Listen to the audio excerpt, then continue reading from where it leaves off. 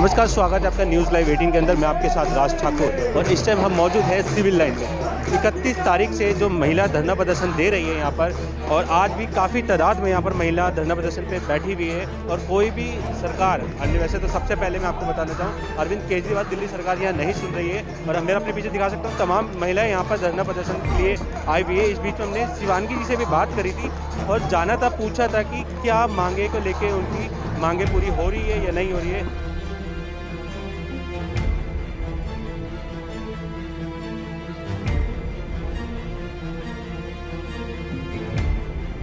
देखिए, जब तक हमारी मांगों की सुनवाई नहीं होगी तब तक तो हम अपना धरना करेंगे ही। हमारी हड़ताल भी चलेगी। हमने पहले ही बोला अनिश्चितकालीन हड़ताल है। अरविंद केजरीवाल की सरकार ने 11 तारीख की हमारी खबरदार रैली के बाद हमें वार्ता के लिए न्योता दिया है, लेकिन इसमें भी इनकी चालबाजी है। इन्होंने सीटू की एक दलाल यूनियन को भी वार्ता में शामिल किया है, जिस यूनियन का इस हड़ताल से कोई लेना देना नहीं है। उल्टे जो इस हड़ताल को तोड़ने का काम कर रही है, साबोटाज करने का काम कर रही है। तो हमने सरकार के सामने ये शर्त रखी है कि वार्ता द्विपक्षीय होगी। Delhi state anganwadi workers and helpers union, जिसके नेतृत्व में दिल्ली की 22,000 औरतें संघर्ष कर रही हैं, और सरकार, यही दो पक्ष हो सकते हैं। किसी दलाल यूनियन को आप बीच में घुसाएंगे तो ना सिर्फ हम वार्ता और उस वार्ता से निकले किसी नकली समझौते का बहिष्कार करेंगे, रद्द करेंगे उस समझौते को, बल्कि हम आंदोलन और तेज करेंगे। और 21 तारीख को ये वार्ता है। मैं आपको बताना चाहती हूँ कि 22 तारीख को अगर ऐसी कोई वार्ता हमारी गैर मौजूदगी में होती है तो 22 तारीख को हम चेतावनी महारैली अरविंद केजरीवाल और सीटू की दलाल यूनियन के खिलाफ यहीं दिल्ली के दिल में निकालेंगे। अब ये सरकार के ऊपर है कि वो अपनी और छीछा लेदर और थू ना करवाए, क्योंकि हमारी बहनें आप देख ही सकते हैं कितने जोश में। आज 19वां दिन है और कहीं से भी ऐसा नहीं लग रहा है कि कोई थकान है, कोई जो है जीत को लेकर अनिश्चितता है, ऐसा कुछ भी नहीं है। सरकार को सोचने की जरूरत है कि जो लेजिटिमेट प्रातिनिधिक यूनियन है Delhi state anganwadi workers and helpers union से, अगर वो जेन्युइनली वो सरोकार रखती है तो वो हमें न्योता दे। अकेली हमारी यूनियन है जो रिप्रेजेंट करी, हमें न्योता दो, हम बिल्कुल वार्ता में आना चाहते हैं। लेकिन ऐसे आधे अधूरे कदमों से वार्ता नहीं हो सकती। करने की वो कोशिश कर रहे हैं, लेकिन जैसा कि हमने पहले ही कहा है, Delhi state anganwadi workers and helpers union ने 2015 में अपने गठन के पहले दिन से ही इस बात को अब सैद्धांतिक तौर पे बार बार रेखांकित किया है कि यहाँ पर कोई भी चुनावबाज पूंजीवादी दल हमारे मंच पर आमंत्रित नहीं है। अगर आज केजरीवाल और आम आदमी पार्टी और उनकी सरकार हमारी नंबर 1 दुश्मन है, तो ये भी नहीं भूलना चाहिए कि नरेंद्र मोदी और भाजपा और केंद्र सरकार हमारी दुश्मन नंबर 2 है। अगर आज उनको इतना ही आंगनवाड़ी कर्मियों का दुख दर्द सता रहा है, तो सबसे पहले तो नरेंद्र मोदी साहब ये करें कि जो 2018 अक्टूबर से एरियर की घोषणा की थी, वो एरियर तत्काल रिलीज करें। जहां भाजपा की सरकारें हैं वहां तमाम आंगनवाड़ी कर्मियों का मानदेय बढ़ोतरी करें तत्काल, और जाहिरा तौर पे सभी जो आंगनवाड़ी कर्मी हैं हिंदुस्तान के, उनको कर्मचारी का दर्जा दें। तब हम मानेंगे कि उनकी बातों में कुछ दम है। जहाँ तक कांग्रेस की बात है, तो हम ये जानते हैं कि अभी तो वो ना तो स्टेट में पावर में ना सेंटर में, लेकिन ये भी नहीं भूलना चाहिए कि 1975 में जब स्कीम का इस स्कीम को चालू किया गया तो कांग्रेस ही थी। जब कांग्रेस बाकी सब चीज़ों के लिए माफ़ी मांग सकती है, तो सबसे पहले तो वो इस बात के लिए माफ़ी मांगे कि ऐसी स्कीम जिसकी नींव इंदिरा गांधी जी ने रखी थी, उसमें इनको बेगारी करने के लिए क्यों मजबूर किया गया, क्यों नहीं उसी वक्त इनको कर्मचारी का दर्जा दिया गया था। दूसरी बात, राजस्थान में, छत्तीसगढ़ में उनकी सरकारें हैं, मध्य प्रदेश में, ये महाराष्ट्र में उनकी कोalition गवर्नमेंट है, आप वहाँ की आंगनवाड़ी कर्मियों का मानदेय क्यों नहीं बढ़ा रहे हैं। तीसरी बात, आपको दिल्ली की आंगनवाड़ी कर्मियों का बहुत आपको फिक्र हो रही है, आपको उनकी चिंता सता रही है, तो मैं राहुल गांधी जी को, प्रियंका गांधी जी को, सोनिया गांधी जी को कहूँगी, सबसे पहले आप वायदा पत्र जारी करें कि आप हमारी मांग 20,000 25,000 की मानते हैं, लिखित में दें। आप ये लिखित में दें कि आप सत्ता में आएंगे तो सबको कर्मचारियों का दर्जा देंगे, तब हम आपकी बातों पर ध्यान देंगे, तब हम देखेंगे। लेकिन उससे पहले तो ये किस हैसियत से ऐसी बातें भी कर रहे हैं, ये समझ में नहीं आ रहा। इसी बीच में और भी महिलाओं से हम पूछेंगे, जानेंगे कि क्या कारण है। मेरा नाम रजनी सैनी है, मैं अलीपुर प्रोजेक्ट की वर्कर हूँ। हम यहाँ पर 31 जनवरी से धरने पर बैठे हुए हैं और आज हमें 19वां दिन हो गया है, लेकिन हमारी अभी तक कोई सुनवाई नहीं हुई है। केजरीवाल जी अंधे भी हैं, गूंगे भी हैं, बहरे भी हैं, उनके घर के सामने बैठे हैं, लेकिन फिर भी कोई सुनवाई नहीं हो रही है। कोई भी हमसे बात करने के लिए अभी तक नहीं आया है।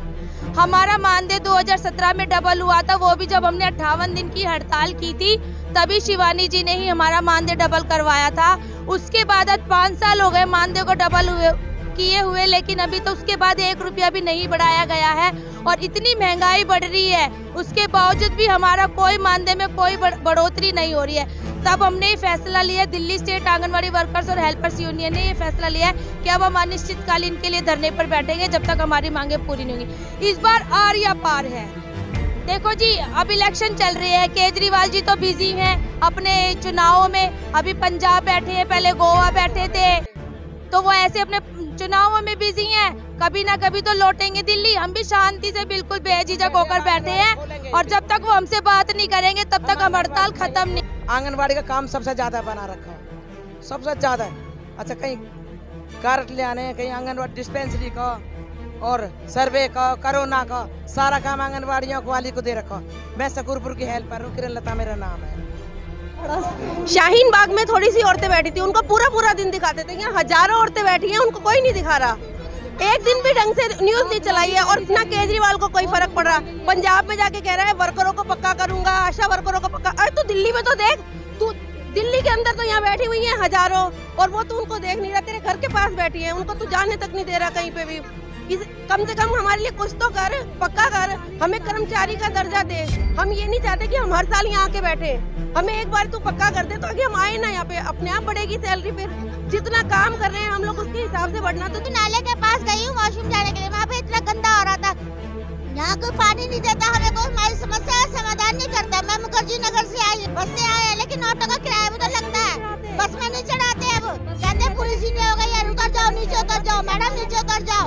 ये क्या बात हुई है? लेडीजों के लिए बहुत स्कीम चलाई गई है, PMMY और भी बहुत सी स्कीमें सरकार ने चलाई है, बट हम लोग जो इस स्कीम को घर घर जाके पहुंचाते हैं वो लेडीजों को तो 5000 रुपए एक बार में दे देते हैं, PMMY की जो स्कीम है। लेकिन जब से ये स्कीम चालू हुई है तब से हमारे अकाउंट में 1 रुपया नहीं आया है, एक फॉर्म के 200 रुपए मिलते हैं और जो नेट के पैसे होते हैं 500 रुपए वो भी हमें नहीं दिए गए हैं, 1 रुपया उसका भी नहीं आता है। हम लोग सब कुछ अपनी जेब से भरते हैं। ठीक है, तो सरकार से ये मैं दरखास्त करती हूँ कि हमारी भी सुनवाई करें और हमारे साथ भी हमारे कंधे से कंधा मिलाकर चलें ताकि हम लोग भी आगे अच्छा काम कर सकें। मेरा नाम वैशाली है और Delhi state anganwadi workers and helpers union के नेतृत्व में हज़ारों की संख्या में महिला कर्मी पिछले 19 दिनों से केजरीवाल आवास के तकरीबन 500 मीटर दूर पे बैठी हैं। दिल्ली सरकार और महिला एवं बाल विकास विभाग की तरफ से हमें कोई ऑफिशियल लेटर अब तक नहीं जारी किया गया है। ईमेल के ज़रिए हमसे केजरीवाल सरकार वार्ता करना का आमंत्रण दे रही है, लेकिन उसी वार्ता के आमंत्रण में उन्होंने एक दलाल ट्रेड यूनियन को भी न्योता दिया है। तो जो केजरीवाल सरकार पंजाब में जाकर के स्कीम वर्करों का उद्धार करने की घोषणाएं करके आ रहे हैं, क्या उनको यहाँ पे बैठी हुई हज़ारों महिला कर्मी नहीं दिख रही हैं? क्या केजरीवाल सरकार को ये नहीं पता है कि किस तरीके से कोविड महामारी के दौरान आंगनवाड़ी कर्मियों ने घर घर जाकर के THR बांटने का काम किया, as a front line worker काम किया है। वहीं धरना प्रदर्शन जिस तरीके से चल रहा है, महिला कर्मियों की तादाद रोज़ाना बढ़ रही है संख्या, उसको देखते हुए कभी कांग्रेस तो कभी भाजपा इस मुद्दे को अपने वोट बैंक की पॉलिटिक्स के लिए भुनाने के लिए आ रही है। लेकिन ये तमाम पार्टियां वो हैं जो कभी ना कभी कहीं ना कहीं किसी केंद्र सरकार में कहीं रह चुकी है, कहीं राज्य सरकार में रह चुकी है, लेकिन स्कीम वर्करों के लिए उन्होंने अब तक कुछ किया नहीं है। आज उनको एक आंदोलन केजरीवाल के खिलाफ होता दिख रहा है तो उन्हें लग रहा है कि ये आंदोलन सिर्फ केजरीवाल के खिलाफ है, जबकि हमने साफ तौर पर ये कह दिया है कि हमारे मांग पत्रक को स्वीकार नहीं करने वाली और उस पर लिखित ये आश्वासन नहीं देने वाली कि एक निश्चित समय सीमा पे हमारी मांग पत्र को मंजूर किया जाएगा। हम उन तमाम पार्टियों का आने वाले दिल्ली के MCD इलेक्शंस में बॉयकॉट करेंगे।